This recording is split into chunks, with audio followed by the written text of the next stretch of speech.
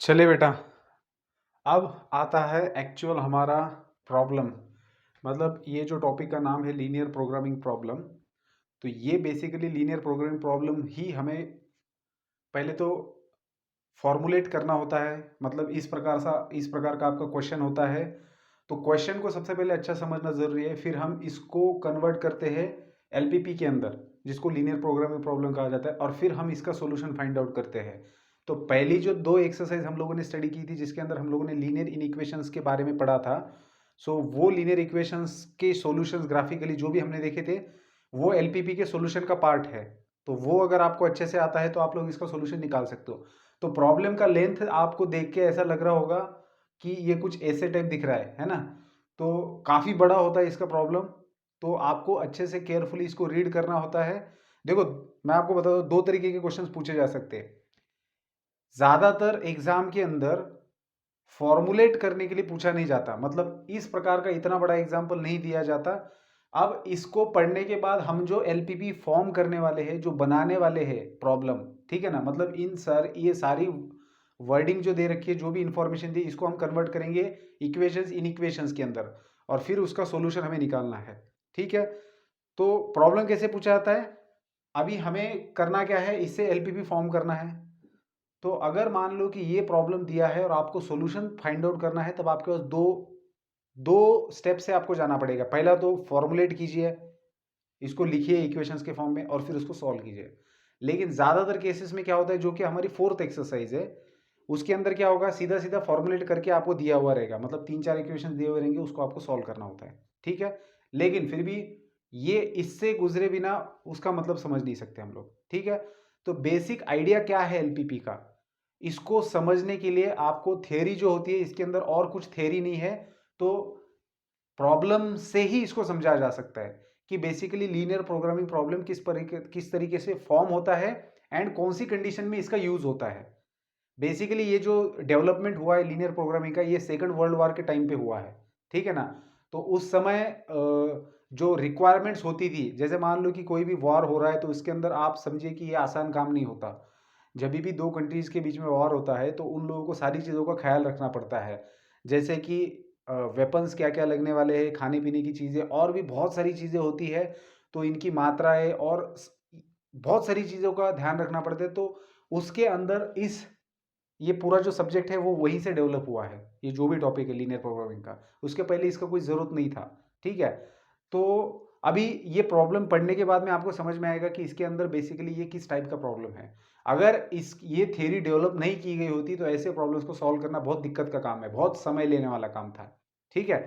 तो सबसे पहले तो हम लोग प्रॉब्लम पढ़ेंगे, और फिर देखेंगे कि कैसे फॉर्मुलेट किया जाता है। तो चलिए, ए मैन्युफैक्चरर, अब ये जो एग्जाम्पल है, ये कोई एक्सरसाइज का एग्जाम्पल नहीं है, ये बस एलपीपी के अंदर के टर्म्स को समझाने के लिए, उसको फॉर्मुलेट कैसा किया जाता है, क्या होता है एक्चुअली, ये समझने के लिए हम लोग ये एग्जाम्पल ले रहे हैं। तो बेसिकली ये थियोरेटिकल पार्ट है, ऐसा समझते हैं, फिर हम एक्सरसाइज स्टार्ट करेंगे। ठीक है। A manufacturer produces bicycles and tricycles, each of which must be processed through machines A and B। अब इसका मतलब समझते हैं। एक मैन्युफैक्चरर है जो बाइसिकल एंड ट्राइसिकल प्रोड्यूस कर रहा है, लेकिन वो बाइसिकल एंड ट्राइसिकल जो प्रोडक्शन है, जो भी कंपनी के अंदर, फैक्ट्री के अंदर ये फॉर्म हो रही है, बन रही है, तो इसको बनने के लिए दो मशीन से प्रोसेस होके निकलना पड़ता है। ठीक है। मशीन ए, एक मशीन का नाम है, दूसरे मशीन का नाम है मशीन बी। तो इन दोनों, जैसे मान लो एक बाइसिकल बनानी है उनको, तो वो बाइसिकल बनने का रॉ मटेरियल जो है दो मशीन से प्रोसेस होकर आगे जाएगा। पहली बात समझ में आ गई। अब आगे बढ़ते हैं। Machine A has maximum of 120 hours available and machine B has maximum of 180 hours available. तो यहां पर अवेलेबिलिटी ऑफ टाइम दे रखा है कि आप मशीन ए के ऊपर सिर्फ 120 आवर्स का वर्क कर सकते हो, और मशीन बी के ऊपर आप वर्क कर सकते हो 180 आवर्स का। तो मैं इसको अंडरलाइन कर देता हूं, क्योंकि हमें इसकी जरूरत पड़ने वाली है। तो ये यहां पर क्या समझना है, हमें टाइम लिमिटेशन समझ रहे हैं, रेस्ट्रिक्शन समझ में आ रहे हैं कि मशीन एक आप 120 घंटे से ऊपर ज्यादा यूज नहीं कर सकते, और इसका मैक्सिमम लिमिट है मशीन बी का यूज करने का 180 आवर्स। ये सारी चीजों को अच्छे से समझना है। ये इतना जो बड़ा प्रॉब्लम दिया है, इसके अंदर जो चीजें, अगर प्रॉब्लम को अंडरस्टैंड नहीं करेंगे तो उसको फॉर्मुलेट नहीं कर पाएंगे इक्वेशंस के अंदर या फिर इन इक्वेशंस के अंदर। तो यहां तक आ गए हम कि मैन्युफैक्चरर क्या कर रहा है, दो चीज़ों को मैन्युफैक्चर कर रहा है, एक बाइसिकल है एक ट्राइसिकल है, दोनों को बनने के लिए दो मशीन से गुजरना जरूरी है। एक है मशीन ए मशीन बी। मशीन ए का जो यूज करने का टाइम है उसका लिमिटेशन है 120 आवर्स, उससे ज़्यादा आप यूज नहीं कर पाएंगे, और 180 आवर्स। अब आगे देखिए क्या है, manufacturing a tricycle require 6 hours on a machine A. आपको पता है कि वो ट्राइसिकल हो चाहे बाइसिकल हो, उसको बनने के लिए आपको दोनों मशीन से गुजरना है। अब ट्राइसिकल को बनने के लिए मशीन ए के ऊपर 6 घंटे का काम करना पड़ता है। एक ट्राइसिकल की बात हो रही है, एक ट्राइसिकल बनने के लिए 6 आवर्स लगते हैं मशीन ए के ऊपर, and 3 hours on machine B. Machine B के ऊपर वो 3 घंटा काम हो जाएगा, मशीन ए के ऊपर 6 घंटा और इसके ऊपर 3 घंटा होगा, तब जाके एक ट्राइसिकल बन पाएगा। आगे, manufacturing a bicycle requires 4 hours on machine A and 10 hours on machine B. Bicycle बनने के लिए 4 घंटा टाइम मशीन ए पर देना पड़ता है, 10 आवर्स मशीन बी पर देना पड़ता है। If profits are ₹45 for a tricycle and ₹65 for a bicycle. अब प्रॉफिट भी दे रखा है कि जब आप एक ट्राइसिकल बेचेंगे, भेज देंगे, तो आपको एक ट्राइसिकल के पीछे ₹45 मिलने वाला है और एक बाइसिकल के पीछे ₹65 मिलने वाला है। तो फॉर्मुलेट एलपीपी। देखिए, ये जब क्वेश्चन पूछा जाता है इस प्रकार का कि फॉर्मुलेट एलपीपी मतलब क्या, आपको सिर्फ फॉर्मुलेट करना है, मतलब क्वेश्चन बनाना है, उसका सॉल्यूशन नहीं पूछ रहे वो। Formulate LPP to have a maximum profit. उसको मैक्सिमम प्रॉफिट मिलने के लिए आपको एलपीपी फॉर्मुलेट करना है। एक बार एलपीपी फॉर्मुलेट हो जाए तो फिर उसको सॉल्व करने के बाद में आपको आंसर भी मिल जाता है। अब मैं आपको बताता हूं कि क्या हो रहा है यहां पर। देखिए, इस तरीके के प्रॉब्लम्स आपको डेली रूटीन ह्यूमन बीइंग्स के लाइफ में देखी जाएगी। ठीक है, बहुत सारे ऐसे क्षेत्र है जिसके अंदर इस तरीके की, ज्यादातर मैन्युफैक्चरिंग वाले जो होते हैं, ठीक है ना, इंडस्ट्रियल एरियाज जो होते हैं, वहां पर इस तरीके की चीजें बहुत देखने को मिलती है कि आपके पास रॉ मटेरियल की अवेलेबिलिटी कितनी है, आपके पास मशीन्स के टाइम की अवेलेबिलिटी कितनी है, या फिर जो भी बेसिकली हो क्या रहा है। अब इस एग्जांपल की अगर बात करेंगे तो हम लोग दो चीज़ों का प्रोडक्शन निकाल रहे हैं कंपनी में से, एक बाइसिकल एक ट्राइसिकल। अब वो कंपनी का मालिक क्या चाहता है, उन्होंने मैथमेटिशियन को बुलाया या फिर जिसको भी इस चीज़ का नॉलेज है कि भैया मेरे सामने ये दिक्कत आ खड़ी हो चुकी है, अब तू मुझे इसका सोल्यूशन बता। तो क्या प्रॉब्लम वो आपके सामने दे रहा है, वो आपको बता रहा है कि आपको एक बाइसिकल और ट्राइसिकल का प्रोडक्शन करना है। आपके पास दो मशीनरीज है और चाहे बाइसिकल हो चाहे ट्राइसिकल हो, दोनों को बनाने के लिए मशीन से गुजरना पड़ेगा, दोनों भी। ठीक है, तो आप बाइसिकल बना रहे हो तो दोनों मशीन से आप गुजरेंगे, आपका रॉ मटेरियल। अगर आप ट्राइसिकल बना रहे हो दोनों मशीन से। लेकिन उसके पास दिक्कत ये है कि उसके पास ऐसा नहीं कि खूब सारा टाइम है मशीन ए पर, खूब सारा टाइम है मशीन बी पर। उसके पास मशीन ए का यूज सिर्फ 120 आवर्स के लिए कर सकता है एंड मशीन बी का 180 आवर्स के लिए कर सकता है। फिर एक ट्राइसिकल बनने के लिए दोनों मशीन पर कितना घंटा काम करना है, एक बाइसिकल बनाने के लिए दोनों मशीन का कितना यूटिलाइजेशन होने वाला टाइम का, ये भी चीज उसने दे रखी है। और आखिर में वो प्रॉफिट भी दे रहा है। क्या कि अगर वो एक ट्राइसिकल बेचता है तो उसको ₹45 मिलेंगे प्रॉफिट में, और अगर एक बाइसिकल बेचता है तो 65। तो वो आपको ये क्वेश्चन पूछ रहा है कि आप मुझे बताइए कि मैं कितनी बाइसिकल्स प्रोड्यूस करूं और कितनी ट्राइसिकल्स को बनाऊं, या फिर बाइसिकल बनाऊं ही ना, सिर्फ ट्राइसिकल ही बनाऊं, या फिर ट्राइसिकल बनाऊं ही बना क्या बनाऊंगा ही नहीं, सिर्फ बाइसिकल ही बनाऊं। तो ये आपको बताना है। अब अगर आप इस चीज को सॉल्व करना चाहते हो तो आपके दिमाग में क्या आएगा, उसका उसका टारगेट क्या है, उसका एम क्या है। उसका मोटिव ये है कि उसको मैक्सिमम प्रॉफिट चाहिए। वो भैया बिजनेसमैन आदमी, उसको गणित नहीं पता है। उसका ये कहना है कि आप मुझे ये प्रॉब्लम सॉल्व करके दो ताकि मुझे मैक्सिमम प्रॉफिट मिले। तो अगर आप उसको कहते हो कि भैया आप ट्राइसिकल बनाओ ही मत, मतलब ऊपर ऊपर देखने के बाद ऐसा लग सकता है आपको कि बाइसिकल के ऊपर तो ज्यादा टाइम, मतलब ज्यादा प्रॉफिट मिल रहा है आपको। आप एक बाइसिकल बेच रहे हो तो आपको ₹65 मिल रहे हैं, और एक ट्राइसिकल बेच रहे हो तो 45 मिल रहे हैं। तो जिसको जिसको ज्यादा अकल नहीं है, जो ज्यादा सोचता नहीं, तो वो क्या बोलेगा, अरे यार आपको तो बाइसिकल के ऊपर ज्यादा प्रॉफिट मिल रहा है तो सारी बाइसिकल ही बना दो। लेकिन वो फिर रेस्ट्रिक्शंस के ऊपर ध्यान नहीं दे रहा कि एक बाइसिकल बनने में 4 घंटे उसको मशीन ए पर लग रहे और 10 घंटे मशीन बी पर लग रहे। और अगर आप ट्राइसिकल की बात करेंगे तो मशीन ए पर ट्राइसिकल बनने के लिए ज्यादा घंटे लग रहे, 2 घंटे इससे, लेकिन मशीन बी पर उसको सिर्फ 3 ही घंटे लग रहे, और यहां पर तो 10 घंटे लग रहे हैं। तो यहां पर सोचने वाली बात आती है कि आपको ये पूछा गया है कि कौन सा प्रोडक्शन लिया जाए ताकि मैं ज्यादा से ज्यादा प्रॉफिट बना सकूं, लेकिन रेस्ट्रिक्शंस का भी आपको ख्याल रखना है। ये वही बात हो गई ना कि आप अगर एग्जाम का पेपर देने गए हो और अगर वहां पर 3 घंटे का रेस्ट्रिक्शन नहीं है आपको पेपर लिखने के लिए, आपको बोला जाए कि आप 1 साल ले लो और पेपर लिखवा के लाओ, उस बात का क्या मतलब है? आपको उतने टाइम के अंदर इतने क्वेश्चन सॉल्व करने होते हैं, एक्यूरेसी कितनी आनी चाहिए, ये इस टाइप के प्रॉब्लम्स होते हैं वो एलपीपी के अंदर आते हैं। समझ रहे हो बात को? तो अब हम आप लोगों को अब समझ में आ रही होगी बात कि किस तरीके के प्रॉब्लम्स को हमें डील करना है। इसी टाइप के सारे प्रॉब्लम्स रहेंगे। अब इस प्रॉब्लम के अंदर क्या हो रहा है, आपका टारगेट है कि आपको प्रॉफिट ज़्यादा चाहिए और आप उसके लिए पूछ रहे हो कि मैं प्रोडक्शन किस चीज़ का कितना लूँ, कितनी ट्राइसिकल्स बनाओ, कितनी बाइसिकल्स बनाओ। क्यों? क्योंकि दोनों चीज़ों को बनाने के लिए उसके पास जो अवेलेबिलिटी है, चाहे मशीन्स की है, यहाँ पर तो सिर्फ मशीन्स ही दिख रहे हैं कि जिसके ऊपर टाइम की उसको रेस्ट्रिक्शन है, ठीक है। तो कैसे इसको करेक्टली सॉल्व किया जाए, ये सोचने वाली बात थी। और फिर इसको सोचते समय जन्म हुआ है एलपीपी का। तो अब हम लोग क्या करेंगे, इस इंफॉर्मेशन को समझ चुके हैं, तो अब हम लोग इसको फॉर्मुलेट करेंगे। तो फॉर्मुलेट करने में सबसे पहली चीज आती है कि आपका ऑब्जेक्टिव क्या है। Our objective is to get a maximum profit out of this production. हमें मैक्सिमम प्रॉफिट लाना है। तो ये जो ऑब्जेक्टिव होता है, इसको जब हम फॉर्मुलेट करते हैं तो उसको कहा जाता है ऑब्जेक्टिव फंक्शन। ये एक लीनियर इक्वेशन होता है। कैसे, सवाल आएगा कैसे। तो देखिए, आप बना क्या रहे हो, बाइसिकल्स एंड ट्राइसिकल्स। आपको जवाब में क्या देना है कि कितनी बाइसिकल्स बनाए जाए और कितने ट्राइसिकल्स बनाए जाए।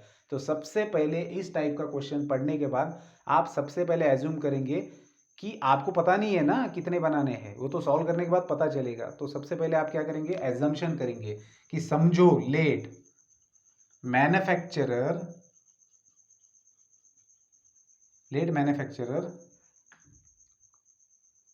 Produce X bicycles and Y tricycles, क्योंकि यही तो बेसिक क्वेश्चन उसने पूछा है। So that he will get maximum profit. क्योंकि हम लोग काम ही उसके लिए कर रहे हैं कि उसको मैक्सिमम प्रॉफिट कौन सी सिचुएशन में मिलेगा। ठीक है, तो ऑब्जेक्टिव हमारे क्लियर है। अब हमें इन एक्स और वाई की वैल्यू निकाल के देनी है उसको। ठीक है, अब हमने ये तय कर दिया कि वो एक्स बाइसिकल बनाए और वाई ट्राइसिकल बनाए। अब सवाल है कि एक बाइसिकल के ऊपर उसको कितना प्रॉफिट मिलने वाला है, 65 रुपीज़ का, और एक ट्राइसिकल के ऊपर उसको 45 रुपीज़ का मिलने वाला है। मतलब हमें किस चीज़ को मैक्सिमाइज करना है। अगर वो एक्स बाइसिकल बना रहा है, एक्स बाइसिकल मतलब हमें पता नहीं अब तक कितनी बनाएगा वो, हम एज्यूम करें कि मान लो एक्स बाइसिकल बना रहा है, तो एक्स बाइसिकल के ऊपर प्रॉफिट कितना बनेगा उसका, 65 रुपीज़ एक बाइसिकल के ऊपर है, तो एक्स बाइसिकल के ऊपर 65x, सो 65x ये उसका प्रॉफिट है बाइसिकल का। एंड ट्राइसिकल का, वाई ट्राइसिकल बना रहे हैं तो 45y बन गया ट्राइसिकल का, और दोनों मिला के उसको प्रॉफिट सबसे ज़्यादा चाहिए। ठीक है, मतलब टोटल प्रॉफिट उसको ज़्यादा चाहिए। अब ऐसा भी हो सकता है कि आप जब इसको सॉल्व करेंगे फॉर्मुलेट करने के बाद, तो हो सकता है कि बाइसिकल बनाने की आइडिया ही ना दे हम उसको, एक भी मत बनाओ भैया, पूरे ट्राइसिकल बना दो, उसी के ऊपर आपको ज़्यादा प्रॉफिट है। अब यहाँ पर कोई ये मत क्वेश्चन अराइज करना कि वो जो बना रहा है वो बेची जाएगी क्या, वो यहाँ पर एजम्पशन होता है कि वो जो भी हम उसको बना बोलेंगे, अगर हम उसको बोलते कि सिर्फ ट्राइसिकल का ही प्रोडक्शन करो, बाइसिकल बनाने की ज़रूरत नहीं, तो ट्राइसिकल जितनी भी बनाएगा वो बेची जाएगी मार्केट में, ये एजम्पशन होता है। ये मैं जानकारी के लिए बता रहा हूँ, किसी के दिमाग में ये सवाल आ सकता है। तो अभी तो हमें पता नहीं है, ठीक है, तो 65x प्लस 45y ये उसका प्रॉफिट है। ठीक है, मतलब वो जितनी भी बाइसिकल्स बनाएगा और जितनी भी ट्राइसिकल्स बनाएगा ये उसका प्रॉफिट बनेगा। तो हमेशा ये हो गया आपका ऑब्जेक्टिव फंक्शन। हम लोग हमेशा ऑब्जेक्टिव फंक्शन को कैपिटल जेड से डिनोट करते हैं। ठीक है, so this is your objective function. इसको एलपीपी के अंदर क्या कहा गया है, इसको कहते हैं objective function which is always denoted by Z. तो what we have to do, we have to maximise this. हमारा टारगेट क्या है, इसको मैक्सिमाइज करना। तो इस ऑब्जेक्टिव फंक्शन के पहले मैं लिखूंगा maximize. So maximize this Z, maximize Z subjected to. अब ये सब्जेक्टेड टू क्यों लिखा, सब्जेक्टेड टू गिवन कंडीशंस। इसको मैक्सिमाइज तो करना है, लेकिन दी गई कंडीशंस को ध्यान में रखते हुए। That means we have some restrictions while we are thinking of maximizing this profit। जब हमारे दिमाग में ये चल रहा है विचार कि हम इसको मैक्सिमाइज करें, तो मैक्सिमाइज करते समय हमें ऐसा नहीं है कि इन्फानाइट बाइसिकल्स बनाओ, इन्फानाइट ट्राइसिकल्स बनाओ, बनाते ही जाओ, आपको प्रॉफिट ही प्रॉफिट मिलेगा, ऐसा नहीं है। क्यों? क्योंकि आपके पास रेस्ट्रिक्शंस है कि मशीन बाइसिकल्स और ट्राइसिकल्स हवा में नहीं बन रही, उनको मशीन से प्रोसेस होकर आगे जाना है। तो मशीन ए की अवेलेबिलिटी सिर्फ 120 आवर है, मशीन बी की 180 आवर्स है, तो ये रेस्ट्रिक्शन का ध्यान रखना है। ठीक है, तो अब इसके नीचे सब्जेक्टेड टू मतलब क्या, इसका मतलब क्या होता है, maximize, we are maximizing this Z subjected to this condition, इन कंडीशंस को ध्यान में रखते हुए हमें इसको मैक्सिमाइज करना है। तो अभी फॉर्मुलेशन ऑफ एलपीपी स्टार्ट हो चुका है। ठीक है, अब मैं क्या करूंगा, सब्जेक्टेड टू के बाद में जो पार्ट आने वाला है वो हमें लिखना है, लेकिन उससे पहले हम लोग एक ये सारी इंफॉर्मेशन अच्छे से बना लेते हैं, यहाँ पर लिख लेते हैं ताकि हम लोग इन इक्वेशन सही तरीके से लिखें। तो चलिए सबसे पहले क्या कि हमारे पास मशीन्स कितनी है, कितने टाइप की मशीन है। ठीक है, मशीन, ठीक है, तो मशीन ए है, मशीन बी है, और इधर हम लोग लिखेंगे टाइम, नहीं व्हीकल, आपका जो भी व्हीकल है, व्हीकल का स्पेलिंग बहुत डिफिकल्ट है, देख लेना जो भी हो। तो यहाँ पर है बाइसिकल एंड ट्राइसिकल। ठीक है, ये हम लोग इस तरीके का टेबल बना रहे हैं ताकि हम लोगों को अच्छे तरीके से इन इक्वेशंस को लिख सकें हम लोग। अभी क्या दिख रहा है आपको, अभी ये टेबल क्या बना रहा हूँ मैं, कितने टाइप की मशीन है, ए और बी टाइप की मशीन है। बाइसिकल बनाने के लिए मशीन ए के ऊपर कितना घंटा आपको काम करना है, कहाँ गई bicycle, requires 4 hours on machine A, तो एक यूनिट बनाने के लिए आपको 4 आवर्स लगते हैं फॉर 1 यूनिट। ठीक है, ए मशीन के ऊपर एक यूनिट का मतलब एक बाइसिकल एंड एक ट्राइसिकल बनाने के लिए, देखो यहाँ पर बाइसिकल है तो मशीन ए के ऊपर 4 घंटा प्रोसेसिंग करना पड़ता है, एंड मशीन बी के ऊपर 10 घंटा, कहाँ गया 10 घंटे, यहाँ पर है, मशीन बी के ऊपर 10 घंटे आवर्स।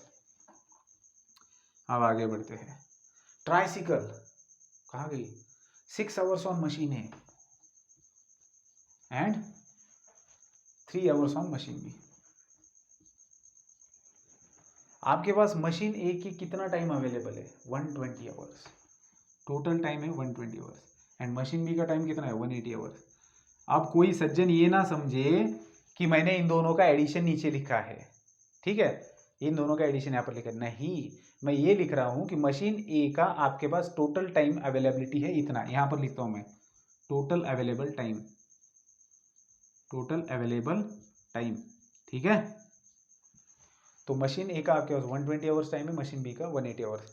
अब ये इन्फॉर्मेशन ऐसे लिखने से हमें क्या फ़ायदा है, आप आंसर में भी ऐसा लिख सकते हो। देखो पहली तो बात कि फॉर्मुलेशन वाला प्रॉब्लम कोई ज़िंदगी में पूछा नहीं है, आज तक नहीं पूछा है, लेकिन फॉर्मुलेशन क्यों आना चाहिए, क्योंकि बोर्ड में अगर मान लो इस टॉपिक को है ही 4 मार्क्स कंपल्शन में, और एक ही प्रॉब्लम डाल दिया, मान लो यही प्रॉब्लम उन्होंने डाल दिया बोर्ड के अंदर, और आपको यहाँ पर सिर्फ फॉर्मुलेट एलपीपी कहा है, वो फॉर्मुलेट नहीं कहेंगे, वो कहेंगे कि सॉल्व दिस क्वेश्चन, मतलब आप बताइए कितने बाइसिकल ट्राइसिकल बना रहे हैं। तो आपको सबसे पहले तो फॉर्मुलेशन खुद करना पड़ेगा, अदरवाइज सॉल्व किस चीज़ को करेंगे आप। ठीक है ना, तो ये इन्फॉर्मेशन मैंने लिखी है, तो जब भी आपको सॉल्यूशन लिखना है तो पहले तो आप ये मेंशन करो, फिर ये वाला टेबल निकालो, ऑब्जेक्टिव फंक्शन तो आप लिख देंगे। ठीक है, तो ये है, मतलब ये और ये लिखने के बाद में आप फिर आपका एलपीपी स्टार्ट करो लिखना। सो मैक्सिमाइज जेड, ये आपका ऑब्जेक्टिव फंक्शन बन गया, सब्जेक्टेड टू कंडीशंस, अब ये कंडीशन यहां से लिखेंगे। अब यहां पर थोड़ा सा दिमाग लगाइए और सोचिए कि बाइसिकल बनते समय मशीन ए पर 4 घंटे काम करना है, ट्राइसिकल बनाते समय मशीन ए पर 6 घंटे काम करना है। कितनी बाइसिकल्स बना रहे हैं, एक्स, कितनी ट्राइसिकल्स बना रहे हैं, वाई। तो एक्स बाइसिकल जब बनेगी तब मशीन ए पर कितना काम होगा, एक बाइसिकल का 4 घंटा, तो एक्स बाइसिकल का 4x जितना काम होगा। और फिर ट्राइसिकल जब बनेगी, कितनी ट्राइसिकल्स बन रही, वाई ट्राइसिकल्स, तो मशीन ए के ऊपर कितना घंटा लगेगा, 6y। तो दोनों मिलाकर आपको 120 आवर्स के ऊपर नहीं जाना है। ठीक है ना, तो 4 घंटे लग रहे हैं बाइसिकल, एक बाइसिकल बनाने के लिए, ऐसे आप एक्स बाइसिकल बना रहे हो तो आपको 4x जितना टाइम लगेगा मशीन ए के ऊपर। और फिर मशीन ए का ही टाइम देखना है, क्यों, क्योंकि ए शुड नॉट एक्सीड मशीन ए का टाइम आप 120 से ज़्यादा नहीं यूज़ कर सकते, मशीन बंद होने वाली है 120 आवर्स के बाद अपने आप, ऐसा समझ लो।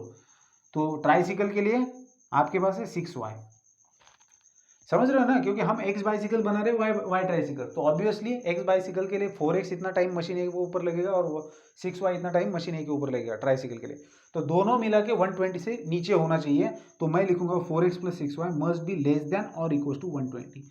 आपकी मर्जी, आप 120 से नीचे भी यूज कर सकते हो लेकिन ऊपर नहीं जा सकते, ज़्यादा से ज़्यादा 120 जितना टाइम यूज कर सकते हो। आगे नेक्स्ट मशीन बी, बाइसिकल्स बनने के लिए 10x इतना टाइम लगेगा क्योंकि एक्स बाइसिकल्स है, एंड ट्राइसिकल्स बनाने के लिए 3y जितना टाइम, और ये टाइमिंग जा नहीं सकता 180 के ऊपर। मतलब आपको इसको मैक्सिमाइज करना है by taking consideration of this inequalities, inequalities को कंसिडरेशन में लेते हुए आपको लिखना है। और अब पूरा एग्जाम्पल खत्म हो गया, सारी इंफॉर्मेशन खत्म हो गई, फिर भी कुछ बाकी है लिखना, इसके बगैर आपका सॉल्यूशन नहीं है। क्यों? सबसे इंपॉर्टेंट नॉन नेगेटिविटी रेस्ट्रिक्शन जो मैंने आपको बताया था, क्या x is greater than equal to 0 and y is greater than equal to 0, ये नॉन नेगेटिविटी रेस्ट्रिक्शन है बेटा। और ये नॉन नेगेटिविटी रेस्ट्रिक्शन इस एग्जांपल में आएंगे क्या? 100% आएंगे। क्यों? आप बाइसिकल्स नेगेटिव बना सकते हो क्या? या तो आप बाइसिकल्स खूब सारे बनाओ जितनी मर्जी x बना रहे हो, या फिर 0 बनाओगे, x का वैल्यू 0 या 0 से ऊपर हो सकता है। ऐसा होगा कि आपने -2, मतलब हम उसको सजेशन दे रहे हैं कि भाई साहब आप एक काम करो ना, आप 50 ट्राइसिकल्स बनाओ और -2 बाइसिकल बनाओ, उसको लगेगा ये किस बंदे को पकड़ के लेके आया मैं। हम उसको ज़्यादा सजेशन ये दे सकते हैं कि भैया तू 0 बाइसिकल बना। तो इसका मतलब क्या हुआ, यहाँ पर कंपलसरी इसके अंदर x इज ग्रेटर देन और equal to 0 and y is greater than equal to 0, ये भी इसके अंदर इंक्लूड करना पड़ेगा। समझे बात को? तो अब ये आपने कर दिया फॉर्मुलेट एलपीपी को, तो ये है आपका ओरिजिनल आंसर। इसको नहीं लेना आंसर के अंदर, ये है आपका ओरिजिनल आंसर। अगर आप आंसर के अंदर ऐसे आगे ये करके भी लिखते हो कि ये ऑब्जेक्टिव फंक्शन है, ऐसा तो भी चलेगा। तो इसको पढ़ते कैसे है बेटा? ये जो एलपीपी है, लीनियर प्रोग्रामिंग प्रॉब्लम, इसको पढ़ते कैसे है? We have to maximise this, maximise z subjected to this conditions. अब इस कंडीशन के अंदर ये जितनी भी दिए गए इंफॉर्मेशन से आप इनइक्वालिटीज लिखते हो ना, इसको कहा जाता है कंस्ट्रेंट्स। कंस्ट्रेंट एक से ज्यादा है यहाँ पर कंस्ट्रेंट, इसलिए मैंने कंस्ट्रेंट्स लिखा। तो these are the constraints. Constraints English word है जिसका सिनोनिम आप रेस्ट्रिक्शंस भी बोल सकते हो, कि these are the restrictions while you are producing bicycle and tricycle, कि मशीन ए और मशीन बी का यूज 120 आवर एंड 180 आवर से ज़्यादा नहीं हो सकता। These are the restrictions which are called as constraints in mathematical language. So these are the constraints and these are non negativity restrictions, या फिर non negative constraints भी बोल सकते हो, नॉन नेगेटिव कंस्ट्रेंट्स। तो ये तो तकरीबन सभी एग्जांपल्स में नॉन नेगेटिव कंस्ट्रेंट्स रहेंगे। क्यों? क्योंकि ये जो हमने फॉर्मुलेट किया है एलपीपी, ये लीनियर है, ठीक है ना।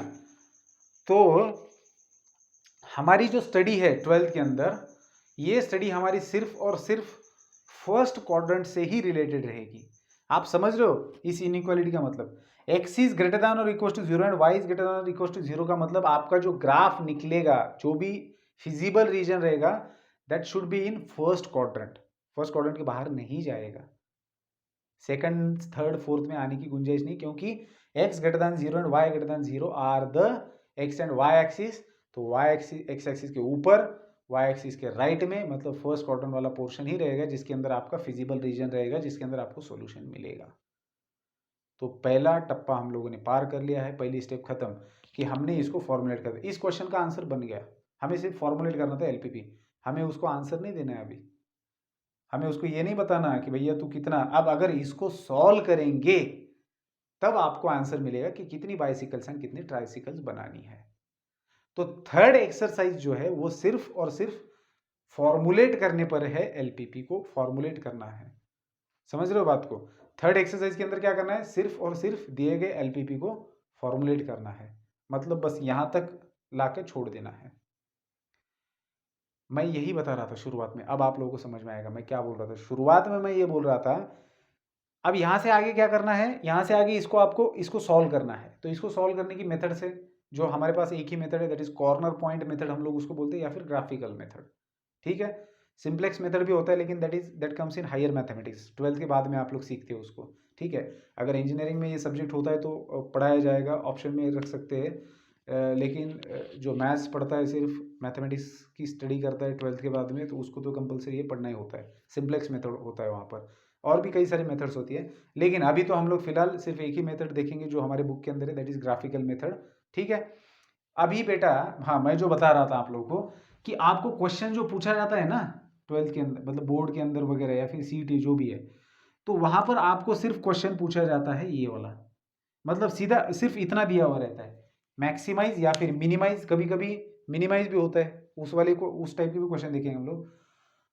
Maximise this subjected to this condition, बस इतना क्वेश्चन दिया हुआ रहता है, आपको इसको सॉल्व करना होता है, मतलब आपको वेरिएबल्स की वैल्यू निकालनी होती है। अब देखो, आप लोगों ने लीनियर इक्वेशंस को सॉल्व किया है, उस समय क्या होता था आपके पास, सिर्फ आपके पास क्या रहता था, लीनियर इक्वेशंस को, 2 या 3 लीनियर इक्वेशंस को आप क्रैमर्स रूल वगैरह यूज करके साइमल्टेनियसली सॉल्व करते हो। अब क्या हो रहा है, अब यहाँ पर भी आपको इक्वेशंस ही सॉल्व करने हैं, आपको यहाँ पर भी एक्स और वाई की ऐसी वैल्यूज निकालनी है जो इस इक्वेशन की मैक्सिमम वैल्यूज होगी। ठीक है ना, जो इस इक्वेशन को मैक्सिमम वैल्यू देगा इनको सेटिस्फाई करते हुए। तो आपको एक्स और वाई ऐसे ढूंढने हैं जो इन सबको सेटिस्फाई करेंगे नीचे वाले को, और इसकी मैक्सिमम वैल्यू देंगे। और ये एक्स और वाई मतलब क्या होते हैं, पॉइंट्स होते हैं प्लेन के अंदर। X and y are the coordinates of the points. हमने जो इसके पहले जो इनइक्वालिटी सॉल्व की है ना फर्स्ट और सेकंड एक्सरसाइज में, तो उसके अंदर हम लोगों ने रीजन बताए, शेडेड रीजन, शेडेड पोर्शन बताया ना, that is a solution of given inequalities, system of inequalities. तो वो जो शेडेड रीजन होता है वो सॉल्यूशन होता है। इसका मतलब क्या होता है, उस शेडेड रीजन के अंदर जितने इन्फिनाइट पॉइंट्स आ रहे हैं, these all points are solution of your inequality, system of inequality. तो उन पॉइंट्स का हर कोऑर्डिनेट आपकी इनइक्वालिटीज को सेटिस्फाई कर रहा होता है। समझ रहे हो बात को। तो अब यहां पर जो मुझे एलपीपी के बारे में बताना था वो मैंने सारी चीजें यहां पर बता दी है। ठीक है, इस प्रकार से ये ऐसे टाइप आपका क्वेश्चन रहेगा जिसको अच्छे से पढ़ना होता है। कई बार क्या होता है ना, ये टेबल भी वो खुद ही दे देते हैं, फिर तो काम बहुत आसान हो जाता है। बहुत बार टेबल जब नहीं देते तब चीज़ों को समझना होता है आपको कि क्या है और क्या नहीं। तो एक्सरसाइज के अंदर काफ़ी सारे क्वेश्चन दिए, थर्ड एक्सरसाइज के अंदर 8-9 क्वेश्चन दिए, उनको हम लोग देखेंगे, है ना। और फिर उसके बाद में फोर्थ एक्सरसाइज की तरफ जाएंगे। तो बेसिकली हमारी जो इम्पोर्टेंस है वो फोर्थ एक्सरसाइज को इसलिए है क्योंकि अब तक जो हम अगर देखेंगे तो हमारा ये एक्सपीरियंस रहा है कि ज़्यादातर फोर्थ एक्सरसाइज के ऊपर एक क्वेश्चन पूछे जाते हैं, मतलब कि इसको सॉल्व करना, ये मेन पर्पज़ है इस पूरे एलपीपी को पढ़ने का। तो इसको कैसे सॉल्व किया जाता है ये अब हम लोग सीखेंगे, लेकिन बाद में थर्ड एक्सरसाइज होने के बाद। तो अभी कुछ और मैथमेटिकल टर्म्स है इस थ्योरी से related, that is convex set, इसका मतलब भी हम लोग समझ लेते हैं। ठीक है बेटा, तो ये चीज़ आप लोग को अच्छे से समझिए। देखो अभी भी मैं 8-9 एग्जाम्पल्स लेने वाला हूँ बिल्कुल इसी तरीके से। हो सकता है कि ये जो व्हाइट बोर्ड है ये भी कम गिर जाए सिर्फ क्वेश्चन लिखने के लिए, लेकिन somehow I will manage to write this on the board, तो हम लोग उसको देखेंगे। लेकिन अभी इस वीडियो में मैं बस एक और टर्म आप लोगों के साथ डिस्कस करूंगा, दैट इज कॉन्वेक्स सेट क्या होता है। ठीक है, और फिर उसके बाद में नेक्स्ट वीडियो में हम लोग एक्सरसाइज स्टार्ट करेंगे, डिस्कस करेंगे। तो बेटा कॉन्वेक्स सेट का डेफिनेशन क्या दिया है। कॉन्वेक्स सेट का मतलब होता है कि it is a set of point. किस तरीके का सेट ऑफ पॉइंट होता है कि उस सेट के अंदर के आप कोई भी दो पॉइंट्स अगर ज्वाइन कर लो तो उनसे बनने वाली सेगमेंट उसी सेट के अंदर समाहित हो जाए, उसके बाहर ना निकले। अब आप लोग को समझ में नहीं आया जो मैंने कहा, आप समझिएगा। देखो कॉन्वेक्स सेट किसको कहा जाता है, बेसिकली सेट का मतलब आपको पता है कि कलेक्शन ऑफ ऑब्जेक्ट्स होता है। तो यहाँ पर पॉइंट्स की बात हो रही है इसलिए मैं कहूँगा कलेक्शन ऑफ पॉइंट्स। तो क्या है ना, आप कोई भी फिगर ले लो एक प्लेन के ऊपर की, जैसे मान लो मैंने ये क्वाड्रिलेटरल लिया। अब ये क्वाड्रिलेटरल के अंदर जो आपको पॉइंट्स दिख रहे हैं इतने सारे, तो क्या इन पॉइंट्स को मैं कॉन्वेक्स सेट बोल सकता हूँ। तो आपको बस चेक क्या करना है, इस फिगर के अंदर कहीं पर भी दो पॉइंट्स लेने हैं और उनको ज्वाइन करने के बाद जो सेगमेंट आपको दिख रहा है वो सेगमेंट अगर पूरी इसके अंदर आती है, मतलब थोड़ी भी बाहर नहीं जाती, तो इसको आप कॉन्वेक्स सेट कह सकते हो। तो आप कहेंगे यार ऐसी कौन सी फिगर होती है कि जिसके अंदर के दो पॉइंट्स को जोड़ने के बाद लाइन बाहर जाएगी। बिल्कुल होती है, बहुत सारी होती है। ठीक है, जैसे मान लो कि मैं ये वाले फिगर निकालता हूँ।